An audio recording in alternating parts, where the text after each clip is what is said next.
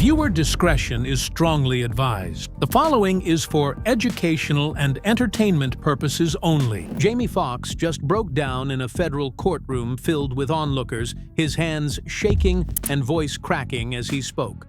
According to leaked court transcripts reported by inner-city press, Foxx claimed he was forced to relive a nightmare involving secret tapes, allegedly kept by Sean "Diddy" Combs in a hidden vault.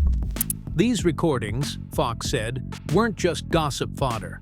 They were weapons used to freeze out careers and silence anyone who got too close to the truth. The shock in the room was immediate.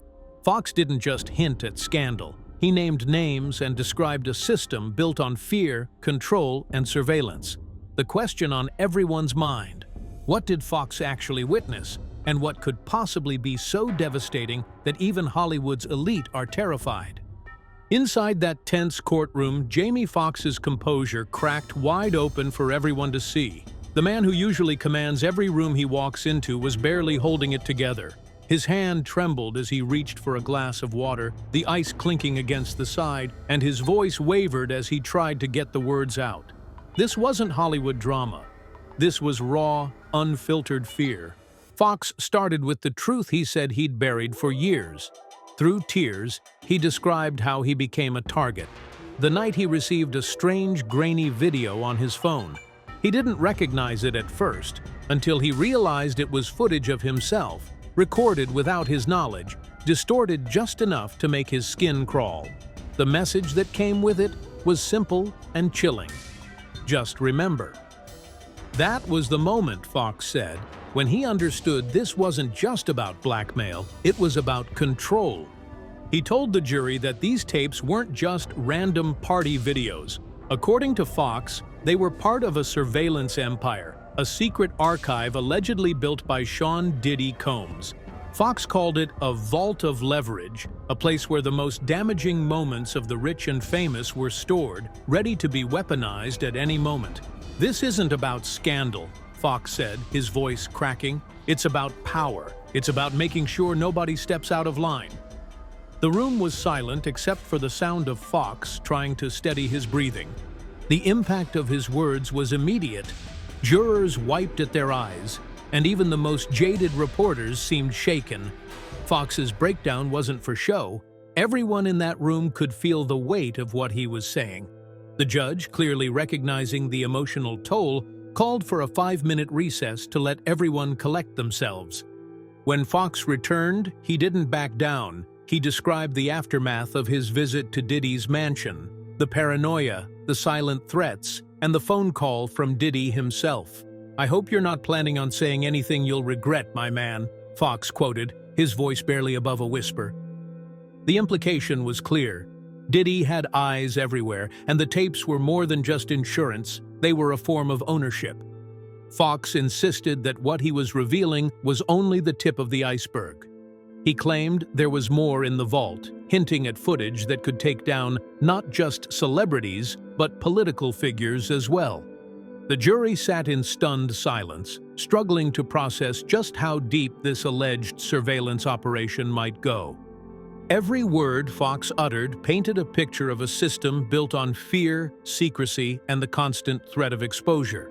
And as the courtroom tried to absorb the reality of what he described, Foxx left them with one final chilling promise: the real story was just beginning. Instead of fading into silence, Foxx's claims zeroed in on what he called Diddy's surveillance nerve center, a setup that sounded less like a celebrity mansion and more like a high-security compound. Forget the glitzy party rumors.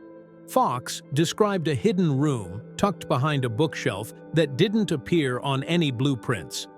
Inside, 2 men who never made eye contact sat monitoring encrypted video feeds.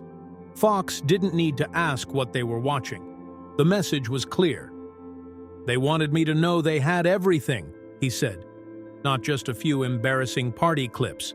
An encrypted vault packed with footage stored on locked servers and in secure cabinets, all controlled by people whose job was to keep tabs, not mingle with the guests." This wasn't about accidental recordings or random party pranks. According to Foxx, the footage included celebrities, executives, and yes, even politicians, caught in moments they never agreed to share.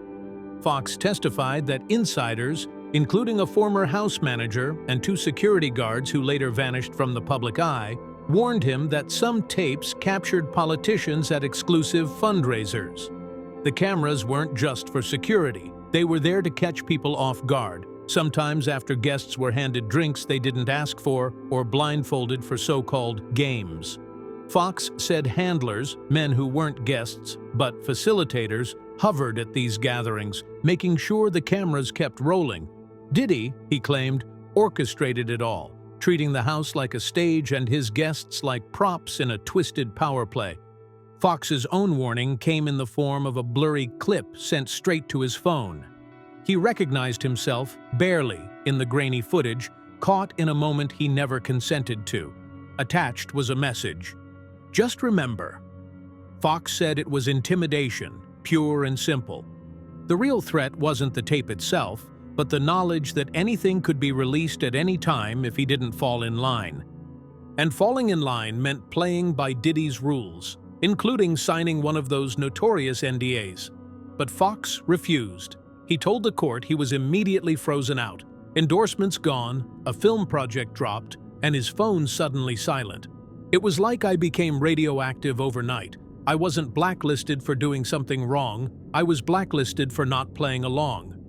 The NDAs, Foxx added, barred any mention of negative experiences under threat of legal penalties.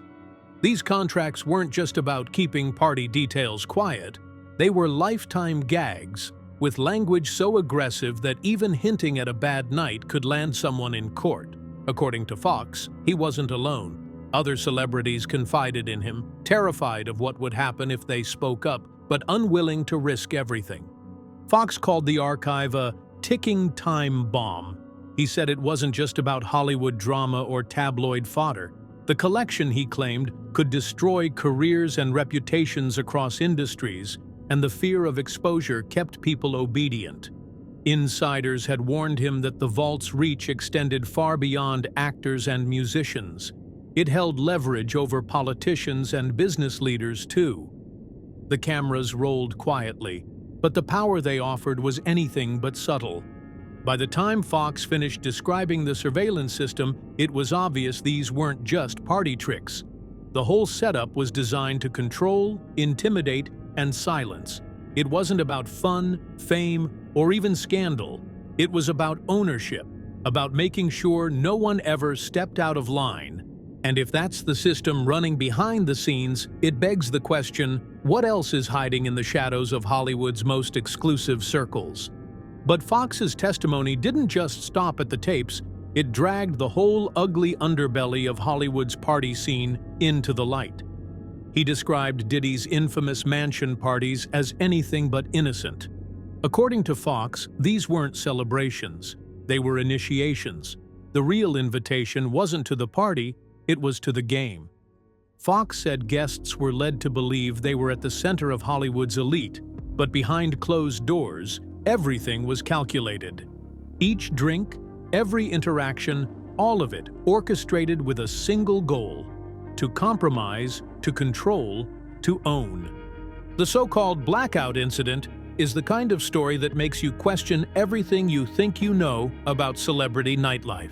Foxx described how, without warning, the entire mansion went dark. No music, no conversation, just the flicker of emergency lights. Then, as everyone stood frozen, a suited man stepped forward and issued a cold directive. No phones, no cameras, everyone back inside.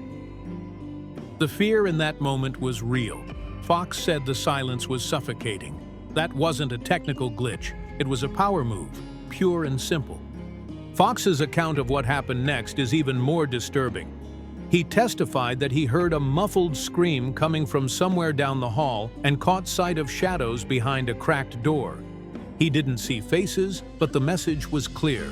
Whatever was happening, consent wasn't part of the equation. The whole place felt like a set, but the roles weren't voluntary and the consequences were anything but scripted. And then there was the woman with the notepad, heels clicking, eyes locking with Foxx for a split second before she disappeared behind a door and shut it tight. That image stuck with him. It wasn't just a party anymore.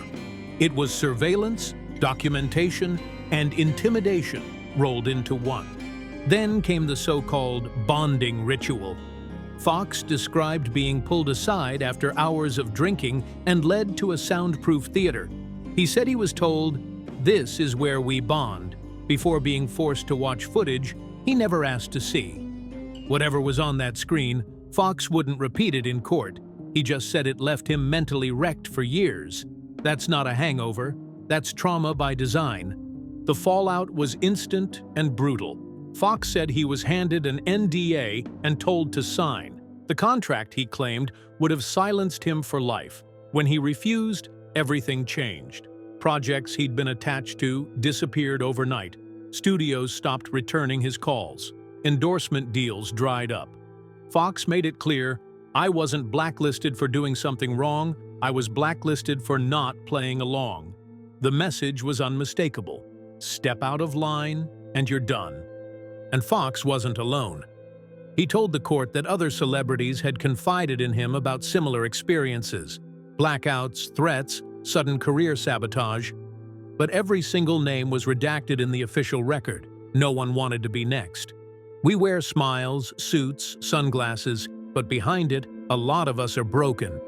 That's what Foxx told the jury. The pain, the fear, the silence, it's all part of the system. The NDAs, the threats, the staged events, these weren't isolated incidents. They were the rules of the game. Foxx's words didn't just expose a scandal, they pulled back the curtain on the power structure keeping everyone in line. And as the courtroom sat in stunned silence, one thing was clear. This wasn't just about one man or one party. The real story is about the fear, the secrets, and the silence that keep Hollywood's darkest machinery running. Jamie Foxx's courtroom revelations didn't just make headlines, they forced everyone to rethink how power really works in Hollywood. Foxx summed it up with a line that hit harder than any tabloid. "Everyone thinks Hollywood is built on dreams, but the truth is, it's built on secrets. And this man, he collected more secrets than anyone. I just hope speaking mine helps break whatever spell he had on all of us." If these tapes and sealed complaints ever see the light, the fallout could reach far beyond red carpets and movie sets. What could it mean if sealed complaints and hidden tapes surface? Drop a comment on who you think might be on those recordings. Foxx left the world with a warning. "If something happens to me, the world will know I told the truth." That threat hangs in the balance as this case unfolds.